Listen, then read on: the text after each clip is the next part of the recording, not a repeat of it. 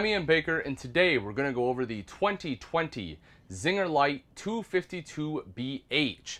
This is a great bunk model layout. You have double over double bunks, the campside dinette. You get a sofa in this camper, and all of that without having a slide.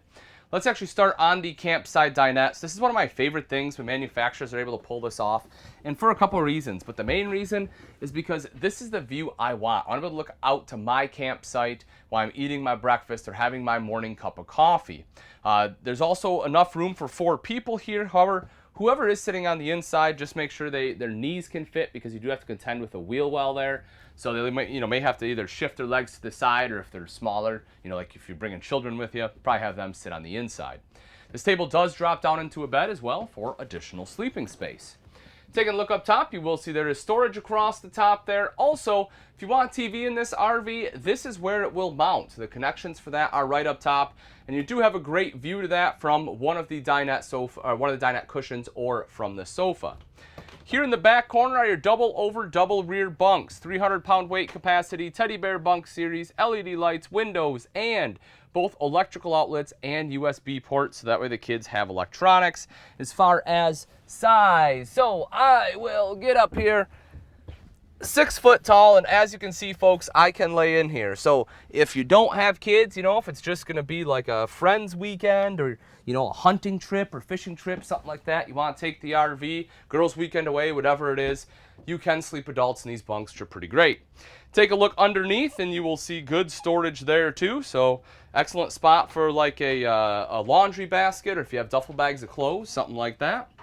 And making our way into the bathroom, I'll take a seat on the toilet. So I do have plenty of shoulder room. The legs, it is a little bit tight. My feet do touch. If you're a little bit taller, you may struggle a little bit with the knees here as well. But in exchange for that, you do get some decent countertop space, which I like. An electrical outlet, cubby hole underneath. Right over here, you see plumbing access.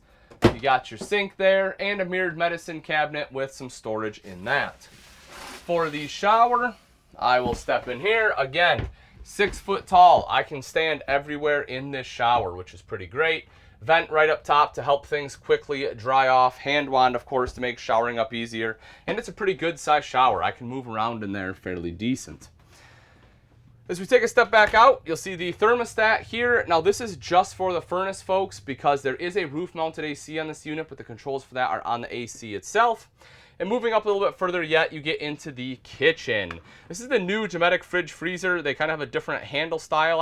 It's a lot easier for people. I've had a lot of customers that struggle to grab and kind of push with the thumb. So with this, you just grab the handle and kind of pull out.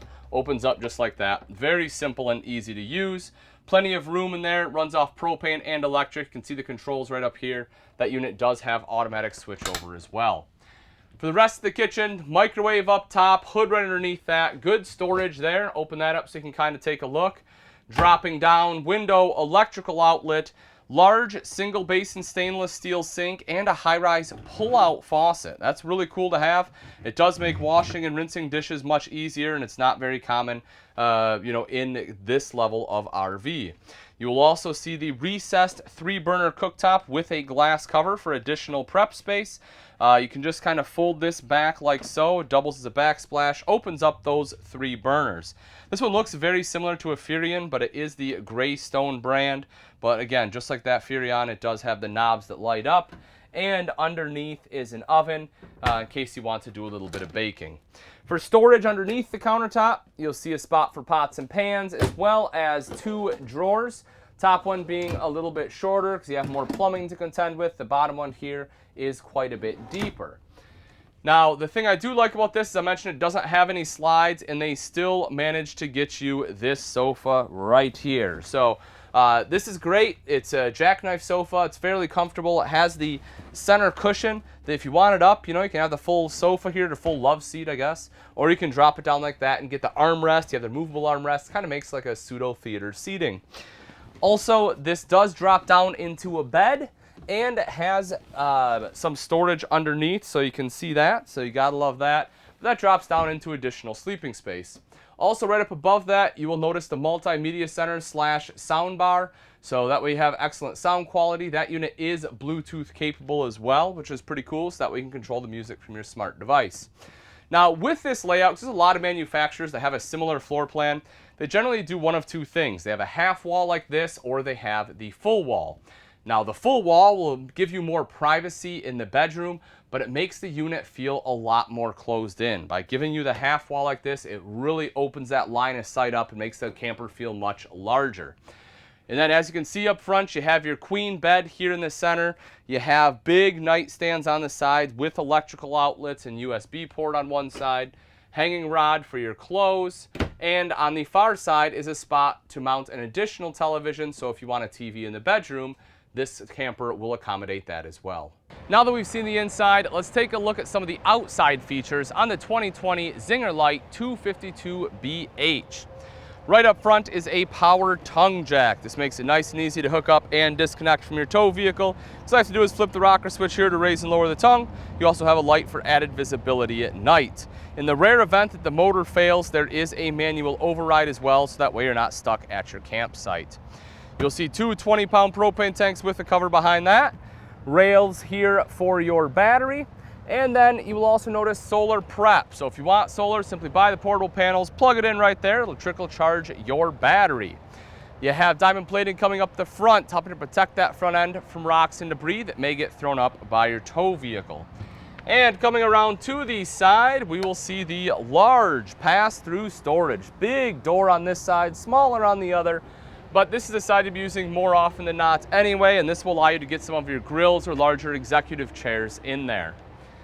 Big power awning on here too, touch button to roll that out, same thing to go right back in, and there's an LED light strip on there, so that way you can have light at night. You will see two outside speakers, but as I mentioned earlier, those are controlled by that multimedia center inside. That sound bar is that multimedia center, and that is Bluetooth capable, so you can somewhat control your music from right out here. The entrance has the MORryde step above step system. Extremely stable steps. Folks, you can see here I'm over 200 pounds. I can hop up and down on here. The steps don't even flex. You will also notice that they have aluminum treads, that way they don't rust, and the grip tape for extra traction. Plus you have the little grab handle here for some added stability when entering the RV. If you want an outside TV, this is where you will hook it up at. Electrical outlet there, cable outlet right next to it. And taking one step further back is additional outside storage. Not only do you have that big pass-through, but you have all this additional storage underneath that rear bunk. Square tubular bumper on this one with end caps. That way you have a convenient spot to store your sewer hose.